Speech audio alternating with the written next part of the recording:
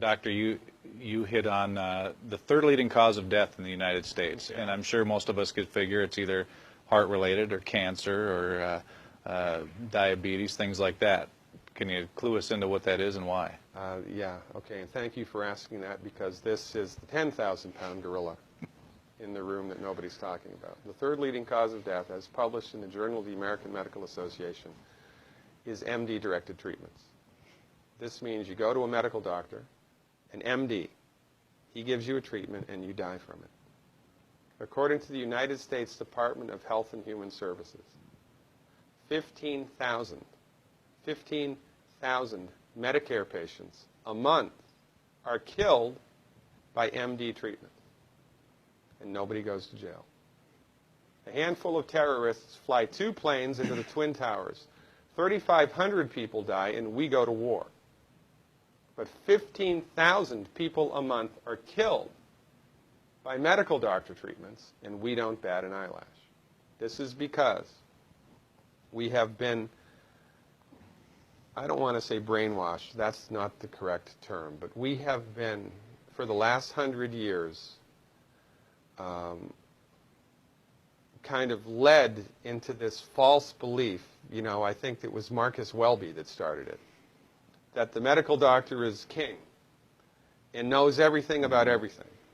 And really, you need to just shut up and follow your medical doctor's advice. Most people in the United States have no idea at all of the history of the evolution of medicine in the United States.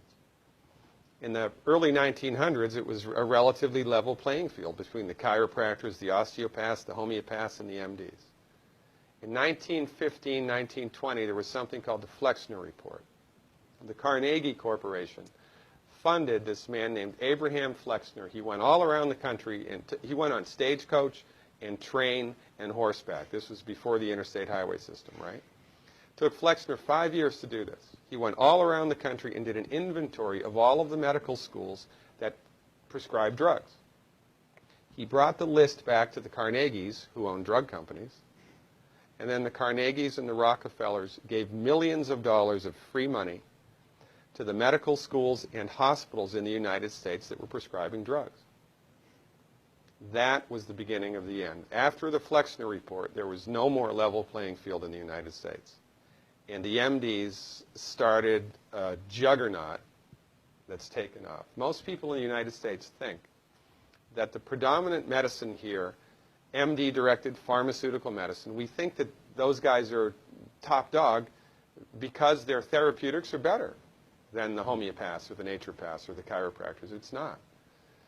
They're in the driver's seat because of political and financial coalitions that were built at the turn of the century that most people have no idea of at all. And it's a gigantic problem. And I mean, it's crazy, right? It's the third leading cause of death. And yet, when the government makes noise about messing with people's insurance, everybody freaks out. Mm-hmm. And that's a whole other thing to talk about, isn't it? Because what is medical insurance? When you buy medical insurance, what are you doing? You're betting that you're going to get so sick you will not be able to afford it. Mm-hmm. Right? Yeah. Right. And then, so you pay good money every month to gain access to a system of medicine that's the third leading cause of death in the United States. We need our heads examined, quite frankly. That's why we give, Dr. Wallach and myself collectively, we give 400 free lectures a year. And we're building a grassroots network because people don't know this. I mean, people, I come to my lectures and they look at me and say, couch potatoes live longer? Medical doctors, the third leading cause of death? You know, what's going on here? We're like the people, you know, in Galileo's time saying, hey, everybody, you know, it's the sun that's at the center of the solar system, not the Earth. Well, hey, everybody, the Earth is round, it's not flat. Or, hey, everybody, slavery's a bad thing. Right? This is we have a social agenda here. Why do we have a social agenda? Because people are suffering needlessly. You wouldn't believe, as God is my witness, you would not believe the things that I've seen people recover from in holistic medicine. The body's ability to fix itself is remarkable. And most of the time, all that the body needs to do that is the raw materials that it needs to do that. And we need to stop eating food that's hurting the body. You know, if you put diesel fuel in an unleaded engine, even if it's a brand new Ferrari, it's going to run like crap if it runs at all. And there's nothing wrong with the car, it just had the wrong fuel. It's the same with the human body. You give the human body the raw materials that it needs, clean up the diet, Superman, Superwoman.